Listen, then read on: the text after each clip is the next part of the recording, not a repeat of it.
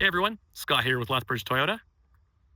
So just came available. We have this 2026 Camry SE upgrade all-wheel drive in the color Underground, which looks really awesome right now. It's pretty sunny out. So normally when you look at Underground, it looks almost like a dark charcoal. Some people even say like, hey, I want to look at that black vehicle over there. But here's a good comparison. Black, Underground. So in the shade, it does look really dark, and in the sun, it's kind of got a neat slate grayish blue color to it. Very nice, especially those black 18-inch alloy wheels. Looks really sharp with it. These new Camrys are amazing. I'll show off what's in here for features in a sec, but what makes these really, really nice is a combination of having the Toyota Safety Sense 3.0, which is, other than the new RAV4s, the 3.0 is probably one of the more advanced systems that Toyota and Lexus offers, as well as the fifth generation hybrid system. And that's also now in the 26 RAV4. And that fifth generation hybrid system is what's going to make it much easier to drive in regards to fuel consumption. It's got a 2.5 liter four cylinder e-CVT transmission, and that's not a typical CVT that you'd find in like an old Nissan. That would be the gear style CVT with the sundial or the sun gear in the center, and planetary, I guess, individual gears to help change gears. So it's a gear style setup and one of the more reliable transmissions you can get out there. And that's what helps also with the fuel economy. It's about 5.7 liters per 100 combined. It being a little better in the city than on the highway, because those electric motors are utilized more so under 50, 60 kilometers an hour, and they'll try and be the primary driver to save fuel. And on the highway, the gas motor is going to be the primary driver with the electric motors assisting it a little bit.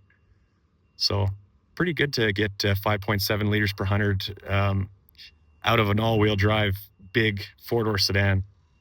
So that safety system, the Toyota Safety Sense 3.0, you can see there's a wide-angle camera up here. That camera is used for lane tracing, profiling the ditches, scanning all the road signs as you pass them, so it'll display the speed limit right on your dash. If you fall asleep on at the steering wheel and you go towards the ditch, it will drive you back to the middle of the lane and beep at you to wake you up. Also, there was that camera. So I'm trying to find an older vehicle that has the older system. The Tundras have an older system. I don't mean to make this video long, but I find this interesting. This is good stuff. So this has the Toyota Safety Sense 2.5, really small front forward camera, does not read the road signs. It's not as wide of an angle as this one is. So they describe it, the Toyota Safety Sense 2.5, as more reactive. Something gets put in your path and your vehicle reacts to it a little more abruptly. This does a lot more anticipating what could happen.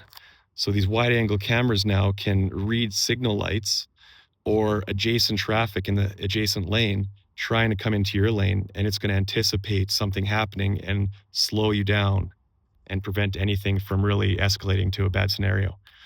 There's also a sonar instrument right behind this little plate here for the adaptive cruise and active braking component. So when you set your cruise control, you can set it normal constant speed like a normal vehicle cruise control, or you could set it adaptive speed. So if you set it at 100 on the highway, but you come up to someone going 80, it'll just match that person's speed until they speed up or you change lanes. You get blind spot monitors. Another really cool thing about that system, using that sonar and camera up there, it has proactive drive assist. What that is, there's three things in proactive drive assist. There's deceleration assist.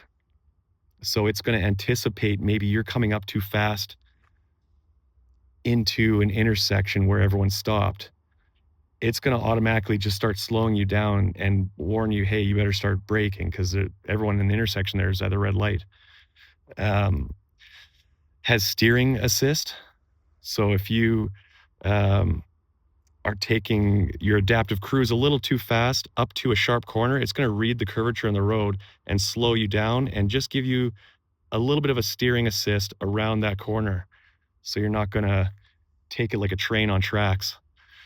Takes a lot of stress off driving and maybe enables some bad habits, but it's supposed to just aid in keeping you safe. So still drive with proper driving habits. And then these are here just in case you're not paying attention or you fall asleep or whatever.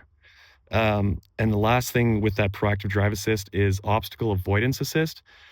If you're driving down the highway and there's a cyclist road biking down the shoulder lane, it's going to detect that person and kind of put a force field around them and give you a slight steer around that person. It will also do that for parked vehicles in a narrow street. If someone is about to open their door into your lane, it just gives you a little extra space of comfort. So you're not, if something that you aren't aware of gets put in your path, it's going to help prevent any sort of scenario. So really cool advanced system. And I like this color. This does come with 3 years of remote connect. That's the phone app that allows you to remote start the vehicle from any distance, as long as the vehicle and the phone are in cellular range, 4G network range. You can start, stop the vehicle, beep the horn, blink the lights, lock, unlock. You can track it on a map. You can create secondary user profiles. You can book service appointments. You can preset your climate control system before you remote started. So you could quickly maybe turn on your heated seats and turn up the heat a little bit before your remote started. So you have it exactly where you want it. So it's really cool to have. That's 3 years free trial. After that, it's $9.95 a month to continue it. But the remote start still works from the key fob. So you just triple tap the key fob and hold on the third tap. And that's what will remote start it. Oh, that's a different key. That's a crown. Making a bunch of videos today.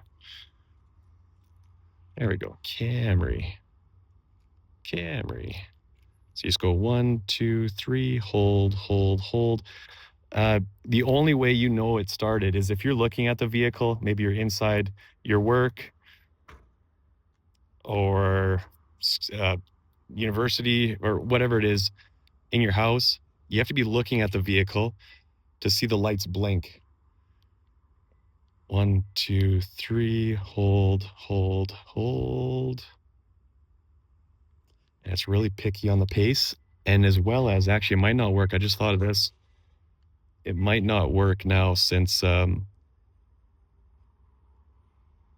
it's not. I have to initialize it to the next. So whoever buys this vehicle will have to register through the phone app and initialize all that under them. But you have to be looking at the vehicle to see the lights respond back at you, acknowledging that it accepted that command. You have keyless entry on driver door and front passenger door. So as long as the key fob's in your pocket, you can lock it with this little rib section. You can unlock it by putting your hand behind the handle. And then you jump in and it's got the push start button. Oh. Unlock this here. Some decent room in the back. Here, I'll just sit in the back here a sec. I'm about 6'3". Ugh.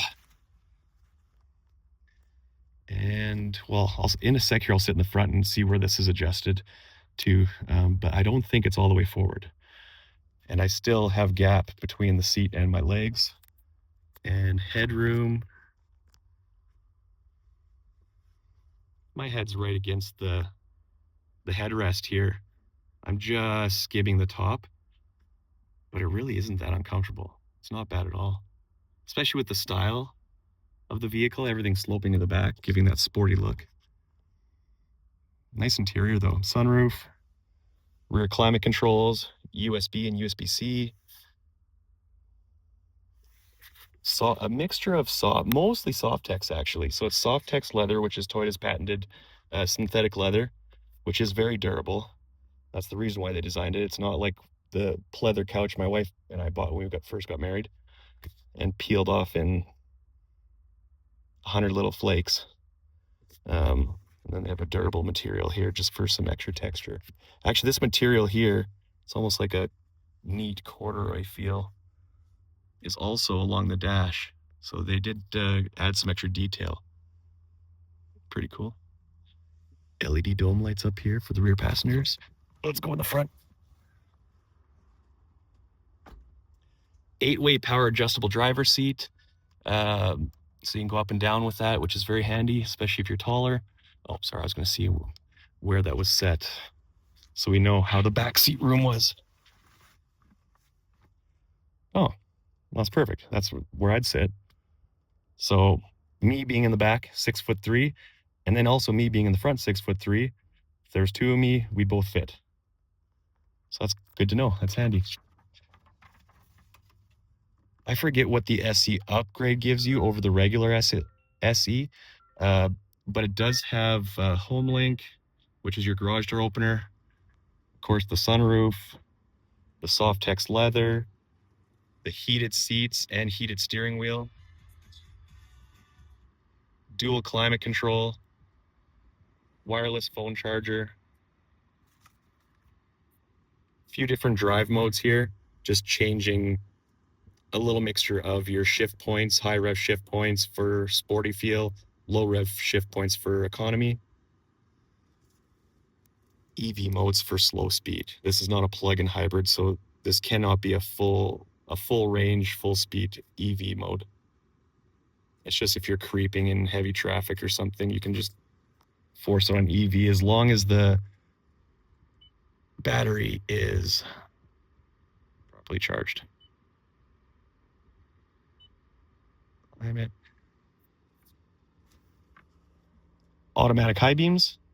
So in conjunction with your automatic daytime running lights over here, if you're on the highway at nighttime and you turn your high beams on, and it senses with this button on, the automatic high beams, if traffic's coming towards you at nighttime, the vehicle will automatically give them the courtesy low beam, and then when they pass you, it goes back up to the high beam again, all by itself. So that's a cool button to have. Traction control, gauge brightness, power trunk release, gas tank lid, power door, or power windows, power locks, power mirrors. Oh, I forgot to check this seat. Passenger seat's not power, it's mechanical. But it is a 6-way, I think that's what you'd call it, a 6-way mechanical.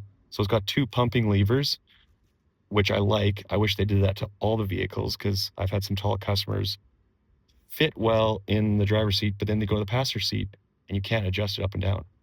So this one you can with one pump. The other pump lever will let you recline back. Really nice vehicle. I would definitely drive one of these. So this is kind of a basic idea of the hybrid powertrain right here. Here, let me drive around the lot here. So I put it in drive. So I'm just kind of coasting forward a little bit. It's in EV. That's what the yellow lines indicate. And it'll show you when it kicks in from front wheel or all wheel. Initially, it gave me all wheel just to get the vehicle moving, which was kind of interesting, but that's okay. Anytime you brake or coast, those electric motors for the front and rear will then wind in reverse, collecting kinetic energy to put a charge to the battery in the back. Oh, yes, I know. I gotta be safe. There we go. Or if the battery is too low, it'll force the the gas motor on, and when the gas motor's on, it winds the generator, then giving the battery some collected kinetic energy for charging. Or if I jumped on the gas right now, demanding more power, there, you can see that red kick in. Oh, the regenerative braking. There we go. You can see all the energy going back to the battery. It's a really well-balanced, synergetic system. And that's what makes it so reliable. Like, people often ask, thinking it'd be like a full EV vehicle, which, yeah, sometimes those EV vehicles, especially from other manufacturers, are maybe not the most reliable, mainly because of the style battery they use. They use a lithium ceramic type battery, which is horrible in heat. It'll just crack itself open. These ones are not like that. They'll last a long time. Toyota knows what they're doing. But where was I going with that? Oh, these internally charging hybrids, it's designed to keep that battery at extremely low stress levels. So you're not going to fully deplete it and then fully charge it up and then fully deplete it on a daily basis like a full EV does. It just keeps it in a perfect state of, I don't know exactly what it is. Let's say it's 60-40 or 70-30. So it's just in a low stress state, hovering in the middle, just kind of helping it not overexert itself, or it'll last a lot longer that way. But it also takes a lot of strain off the gas powertrain too, because now you're not primarily oh wow, I'm still on my words here. One of my customers just drove by. They're distracting me, making faces. What a goof. Anyway, sorry. The regenerative braking, the electric motor takes some of the braking power, which puts less strain on your brake rotors and pads, so intervals aren't as tight on brake servicing, as well as the gas motor and electric motor. They're both sharing the load in a sense, so it just takes strain off everything. So you get a lot of success out of these hybrid systems for longevity and reliability, as well as fuel economy and even power. So I hope that kind of makes sense, but if you guys have any more questions about the vehicle, I can try my best to answer it, or at least research it and find out some answers for you. We'll see you next time.